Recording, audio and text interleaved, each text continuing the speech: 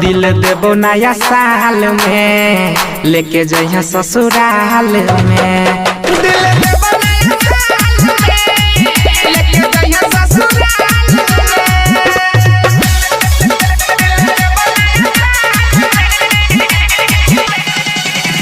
DG विकास बेतिया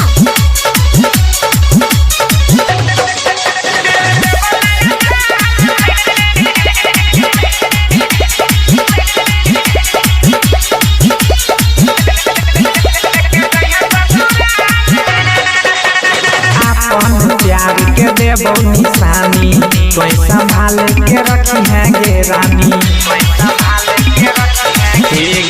अपन प्यार के देबो निशानी कोई संभाल के रखी है गे रानी। दिल में छै ख्वाब के बोला लगा गुलाब, दिल में छै ख्वाब